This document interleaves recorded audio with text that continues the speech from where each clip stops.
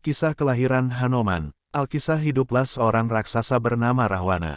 Raksasa itu menjadi sangat sakti karena ia keturunan raja dari para raksasa dan seorang risi yang suci.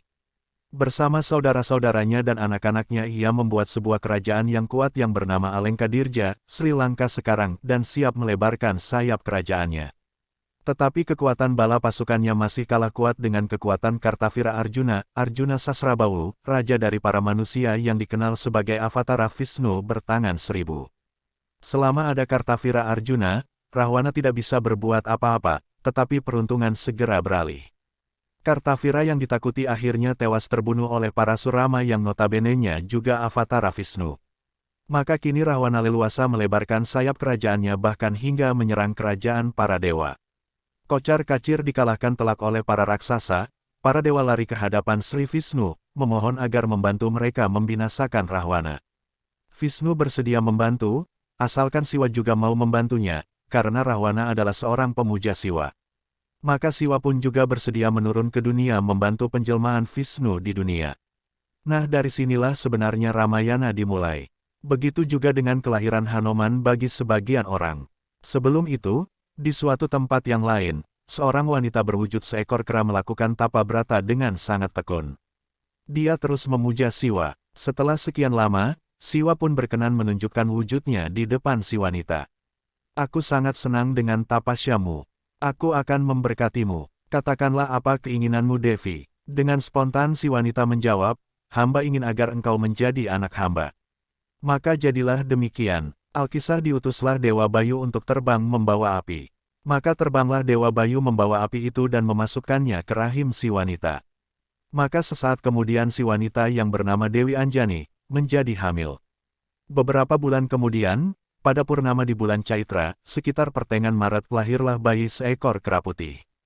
Konon pada saat si bayi lahir, bumi berguncang dengan dahsyatnya. Batu tempat si ibu melahirkan anaknya terbelah menjadi dua. Pada saat si bayi lahir, bayi itu sudah bisa bicara. Ia terus berkata, lapar, lapar, lapar. Devi, engkaukah ibuku? Katakanlah, di mana aku bisa memperoleh makanan ibu? Dijawab oleh Dewi Anjani, carilah buah-buahan yang berwarna merah menyala di sebelah timur. Dengan segera si bayi yang masih merah, itu terbang ke arah timur. Saat itu hari masih pagi, matahari masih rendah di ufuk timur. Matahari pagi itu terlihat merah menyala di mata si bayi, maka menurutnya itulah buah yang dimaksud ibunya. Segera ia terbang ke luar angkasa. Sesampainya di luar angkasa, terlihat olehnya buah merah itu begitu besarnya. Tetapi mulut si bayi ternyata bisa terbuka lebih besar dari buah itu. Maka buah itu, matahari kita, dapat tertelan dengan mudahnya. Selagi si bayi menelan matahari, tata surya kita menjadi gelap. Planet-planet kehilangan orbitnya. Melihat kejadian itu, Dewa Indra pun menjadi marah. Dilihatnya penyebabnya adalah seekor kera raksasa. Segera ia terbang dengan gajahnya, dan menembakkan vajra pada mulut si bayi. Serangan itu melukai dagu Hanuman. Karena kaget, akhirnya matahari yang sedang ditelan pun akhirnya termuntahkan.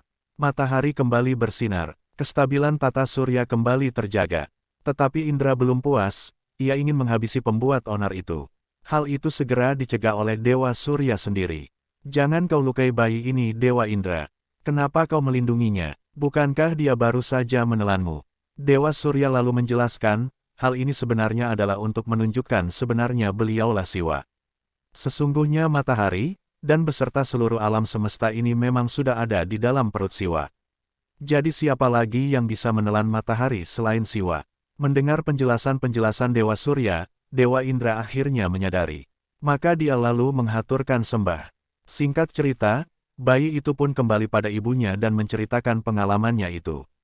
Dan karena dagunya terluka terkena vajra, maka dikenallah bayi itu dengan nama Hanuman. Yang artinya kira-kira, dagu yang terluka. Dari sini kita kemudian tahu, Hanuman mengabdi pada Raja Valid Subali dan Sugriva, kemudian menjadi pelayan Rama yang setia, mengalahkan para raksasa dan membebaskan Sita.